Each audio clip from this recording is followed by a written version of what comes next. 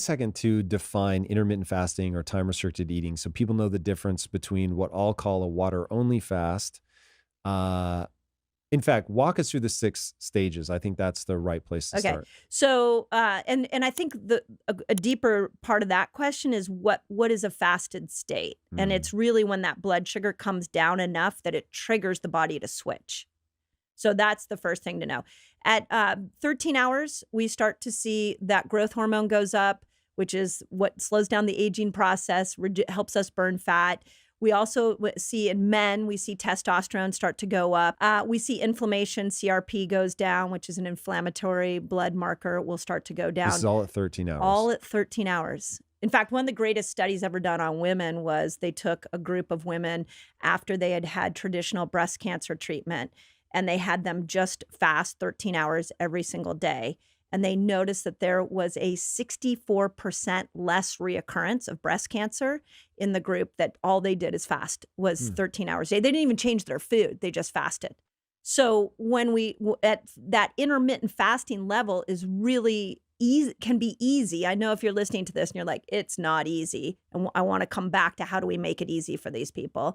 But that's the destination we're going to, is once we get to that first ledge of 13 hours, okay, now metabolically things are changing that, or if you can just do that repetitively, which I haven't had a person, I haven't been able to get to 13 hours consistently within a matter of weeks. We can Hmm. get them there. And so now you're there, you're experiencing this. Okay, what else do you want to experience? 17 hours, we stimulate autophagy. The cells start to repair themselves, and old aging cells you get rid of. 24 hours, your whole gut resets, and you get intestinal stem cells that come in and repair the whole inner lining of the gut. 36 hours, your body goes and finds that stubborn fat specifically around the belly, and it starts to burn that for energy.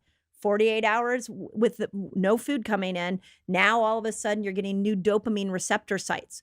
Okay, why are you getting that? Because your brain has got to get motivated to go find food. So you reboot the whole dopamine system, and then 72 hours, the whole immune system reboots itself and recycles itself. Hmm. That's without a drug. That's without a supplement. It's crazy. That's why I'm like, we have to get this out to the world. This is our door out of chronic disease. We just got to train people how to get over there.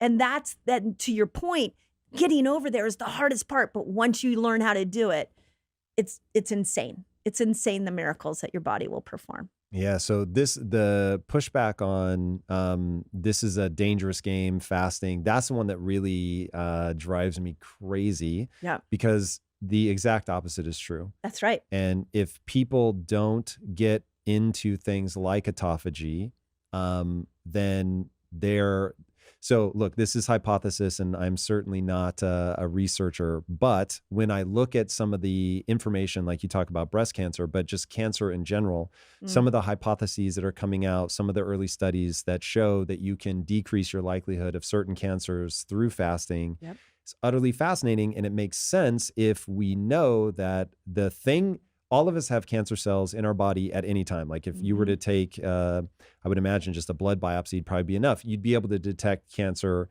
of certain types, but the immune system is going in, identifying these cells and shutting that down. Mm-hmm. And if you have an immune system that is compromised because you're chronically battering it with highly inflammatory foods, and so the immune system is just working overdrive to keep the inflammation up, because remember, the inflammation is good in certain contexts. Chronic inflammation is bad. So you've got your immune system working overdrive to keep up all this inflammation, and it's not then able to get to all these cells. So autophagy, which we haven't defined yet, it's probably it's a worth great telling one. people exactly Yeah. what autophagy is, Yeah. so that they understand getting that to turn on ends up being a very big pro-health issue. Yeah, so autophagy is where the cells realize that there's no nutrients. It's nutrients and blood sugar, glucose coming into the cell. So it's like an internal mechanism where the cell goes, nothing's coming in. Okay, we got to make sure, A, that we're a better version of ourselves. So we need to clean up the inner workings here. So it'll push out viruses, it'll push out bacteria out of the cell and say, hey, you're not serving the cellular energy right now. It will go into old parts, cellular parts in the endoplasmic reticulum and the mitochondria. And it's like, hey, we got to clean up our act because we have to be a more efficient cell. The other thing that it does is it'll say, hey, you know what? This cell's going rogue. This cell's becoming a cancer cell. This is a senescent zombie cell that's going to start to age you quickly. They're a weak member of the team. And so in this fasted state where no glucose is coming in, no nutrients are coming in, you're a liability and we need to get rid of you. And so it gets rid of those cells. So it's like taking the trillions of cells in your body and cleaning them up and getting rid of the ones that are no longer serving you. I don't know a supplement or a medication that can hit autophagy in that way like fasting does. It just cleans everything up when you get into that autophagy state. It's really profound. Yeah, the fun thing, so my wife is Greek, and so I have done my best to learn the Greek language, and autophagy is autophagy, which is self-eating, which is pretty interesting to when you think about it that way, that the body actually goes and says, oh, okay, you're not going to feed me? Cool, then I'm going to eat things that are already inside the body, but it has so much without saying cheesy phrases, like evolutionary intelligence to what it eats and in what order. Yep. But one thing that I've heard people say is that one of the things that gets eaten is the bacteria in your gut, the microbiome, will actually eat the mucosal layer of your intestines, and that can be problematic. What say you to that? Is there a problem with that? In the fasted state? Yeah. Oh, I love this question because when you look at the science, and I've spent, ridiculous amount of time on PubMed going through all these articles. What's so interesting about the microbiome is in the fasted state, you're right. What happens is there's a dramatic shift where bacteria that no longer serve you are being killed off.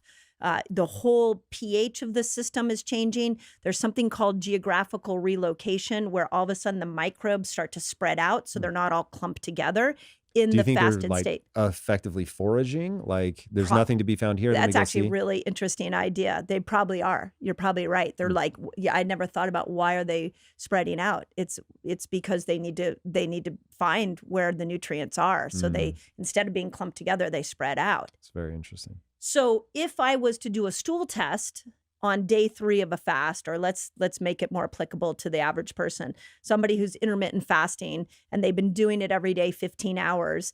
And on the 30th day, I go in there and I look at the microbiome. It may look as if there was a depletion, but that's okay because we want to create a change. We want to get rid of the microbes that are no longer working for us, which is why what you break your fast with is massively important. Because if you reintroduce the foods that feed the good microbes, now I think of it like this. You fasted and the microbes are like, okay, like we spread out, there are no nutrients, there's no glucose, like things are changing in here. We got rid of the bad guys, not sure what to do now. And you come in with a bunch of sauerkrauts, and you come in with nuts and seeds, and you come in with polyphenols like olives and even like dark chocolate. And all of a sudden the good microbes are like, hey, wait, our food is here. It's here, we can eat. And then the good microbes eat, and now you're rebuilding your microbiome. So when we look at gut changes, it's the combination of the fasting window with what you reintroduce food, what foods you reintroduce back in. That's really interesting. So it becomes, oh God, I don't know how the medical community is going to respond to this, but the reason that chemotherapy works is it basically weakens everything. Like it just obliterates your entire immune system, kills off so many cells. But the idea is that a cancer cell is a little bit more vulnerable than everything else. And so you go just far enough to kill the cancer cells, but not so far that you end up killing the healthy cells. So fasting sounds like it might be working in a similar fashion where it weakens everybody, but...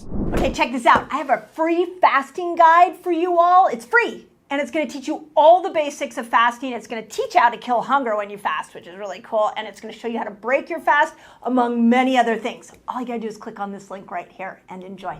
If you come back with only food that feeds the good guys, now the bad guys never get out of their weakened state and they continue to die off because there's nothing in your reintroduction to bring them back. Yeah. That's really interesting. So it's like, hey guys, I'm going to weaken you all, but I'm only going to refeed the good guys. Yeah. That makes a lot of sense. And I never thought about that. I was a little maybe more reckless than that with my refeed. Yeah. The refeed that's interesting. matters. So, okay. So you already hit us with the things that we should be eating. The one in there that I didn't understand, because I give criminal amounts of side eye to nuts and seeds. So break me of that myth. Well, so it is a prebiotic. So for starters, it needs to be raw. Let's start with that, because nuts and seeds that are pasteurized or dry roasted are dead. It's dead food. So They taste so much better. yeah, right. Mindy, come Really? on. I don't know. Really? You don't agree? No, Madness. Madness. One of my favorite things is raw cashew or raw cashew butter. I won't say that it's not nice, but compared to a roasted one? Oh yeah, no, I can't. Wow. My taste buds can't taste a difference. That's interesting. But what about almonds? Can you taste the difference there? definitely. Now that is a little grassier. Let's just say it's a little more a raw. Like the best way to eat an almond is sprouted, raw, organic. Like that has the most amount of nutrients in it. And the logical thing is, well, what about the lectins and the oxalates? Well, when you leave those enzymes in there, those lectins and oxalates don't matter anymore, because you have the enzyme innately in that sprouted almond that's going to help you break down the lectins and oxalates. The minute you dry roast it, you've killed that. So now you put it in your body, and the lectins and oxalates are going to be a problem. But I will, to your taste bud question, I will say a sprouted almond is not a culinary taste bud joy that goes on with that. It's not as good. Like, I love roasted almonds. They are absolutely fabulous. And I used to eat a lot of pecans. Longtime listeners of my show will know that I had to abandon them because I have some sort of dramatic problem with them. Yeah. And so I ended up getting tremendous amounts of brain fog. Finally figured out that it was the pecans. Who would have known? Should have just asked my sister, who gets migraines from pecans. Didn't put two and two together. I don't get migraines, but massive brain fog. But anyway, the raw ones, I would force myself to eat raw ones because I thought they were better. But the taste profile, oh my God, like a roasted pecan is freakishly good. It is a cruel trick that nature has played on me, because I find them absolutely fabulous. Did you get a headache? Did you get a headache with the raw? Nope. See, so it's the same thing with dairy. Oh, but it would totally ruin whether I eat them raw or baked. Doesn't matter in terms of brain fog. I just don't get headaches. Right. My sister does. Oh, okay, because it's what we do to food often that makes it now a toxic food for us. So dairy's the same thing. And this is I don't know why this has to be so controversial, but when you pasteurize dairy, you're killing the probiotic, the good bacteria that's going in. You're killing the enzymes. It is a dead food. When you take that same food and you leave it raw, now when you drink it, you've got the enzymes, you've got the probiotics to break down the lactose that you might be reacting to. Okay, time out. So are you saying that, because I ended up cutting out dairy, so I would on Sunday, so I have a whole routine. Monday through Friday, I'm ultra strict. Super clean, whole food, blah. Saturday, I eat whatever the hell I want, including ice cream. Yeah. But on Sundays was the day that I would get the weirdest reaction from my food. So I wouldn't have any problem with my ice cream on Saturday. But on Sunday, by the end of the evening, I would get so internally hot. I don't know how else to explain it. I felt like I was warm, not like you get warm from the outside. I was warm from the inside. I'm like, oh, this feels so weird. I do not like the way this feels. Whenever somebody comes to me with a problem like that, I say, what are you eating a lot of? And figure that out. And I'm like, the only thing I'm eating a lot of on Sunday is pizza. And so, but I'm scraping the toppings. I'm not even eating the bread. So I'm like, okay, cheese, pepperoni, olives, like, what is it? And as soon as I cut out the cheese, I was fine. And so I was like, whoa, I'm having a problem with dairy. So are you saying that if I were eating unpasteurized dairy, Mhm. that I would be okay? Yeah, yeah, That that is what is I'm weird. saying, and I'd love for you to try it. It exists Yeah, raw oh in my America. oh, yeah, well, so let's go down the dairy. The raw Uh-huh. cheese, cow's dairy, is gonna Yes. have these enzymes in it. Now, Mhm. when we look at the molecule size of dairy, we have to remember that for our human guts, the best thing that we can digest when it comes to milk is mother's milk, and the molecule size is probably, like the size When of you my say that, what do you fist. mean? Human Yeah, milk? like Breast mother milk. yeah, like Right human now. milk. Yeah. Is there a business here? I mean, it's weird. I Like don't we all yeah. feel like it's taboo, but This is a whole we nother drink milk from the breast of a cow, but we're weird about drinking milk yeah. from the breast of a human. Yes. I mean, look, there's maybe some bizarre moral implications, but I'll ask it. So are we like, if we could get unpasteurized human milk, are we like in a great metabolic position? Oh, it's incredibly healing. Just talk Even to though it's so high in sugar? yeah, well, so you're gonna have to. I mean, you'd have to test it on yourself with a Hmm. monitor or something like that. Again, is it high in sugar, and is it causing you a problem? That's a whole nother can of worms to go down, because what's high in sugar and causing you problems may be different than what's causing me problems based off our microbial Hmm. differences in our gut. Mhm. So we can't just say, oh, anything is like a wonderful, like, let's just use the milks, that this is going to raise your blood sugar for everybody, and this is going to bring it down. There is the nuance of what goes on in your gut bacteria that controls that. Mm. So that's the first thing. But I want to go back to your question, which is, when we look at human milk, like breast milk, yeah, it has all the immune enhancing capabilities that we don't get in other animal milk. And its molecule size is easier on our digestive tract. Mm. So when we look at why so many people are reacting to dairy, cow's dairy, we have to realize that it's this cow's dairy is like this huge molecule size. It's like, let's just, for the people listening that aren't visually seeing this, it's like a basketball size, whereas mother's milk, human milk, is like a tennis ball size. So there's this molecular mismatch that's so hard on our gut. Now, in between those is sheep's and goat, and they're a little bit closer to a human mother's milk molecule size, which is why a lot of people can't do cows, but they can do goat. Mm. Now, if you take the very, very best milk out there outside of mother's milk, would be raw goat's milk, because now you've got the enzymes, you've got the probiotic, and you have the molecule size, and they make that in cheese. And if you could put that on your pizza, it would be a game changer. Okay, so how do we safely get raw goat's milk into our lives? I thought you were going to say mother's milk. And No, well, I mean, was gonna say, I'm out, Tom. yeah, you're like, I'm I not have to go now.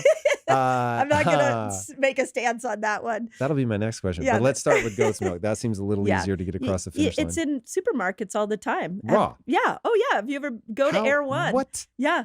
It's going to be in a higher end. Yeah. Raw. And you go to But Europe. is it safe? Yeah. And well, so when you're looking at cheese, remember that cheese has been fermented. So Mhm. look at what a charcuterie, So experience then why do is. they pasteurize the milk before turning it into cheese if we're already going to get the fermentation process? It's a great question. Well, I think pasteurized milk, it became a safety issue for so many years. Mhm. When you are mass producing large amounts of milk, then you're going to end up having this issue of like, okay, some people are going to react to this bacteria differently than others. So I think that's where it originally came from. But if you go and study the Weston Price Foundation, he's been that whole world under the Weston Price world has been around raw dairy for years. Hmm. And that raw Literally dairy never can heard of be healing. It's like one of those myths that's perpetuated. So you walk into Air One, walk into Whole Foods. Well, Whole Foods, they have raw goat's cheese, but the higher end, really high end health stores and a lot of the farmers markets have raw goat. It's the taste that's going to be the biggest issue. Hmm. You might not like the taste. Okay, so if you love this video, you're gonna wanna check out the next video in my fasting series. I know that fasting helps you lose weight without changing your food, but if you're intermittent fasting and gaining weight, then I really recommend that you look at 3 food changes.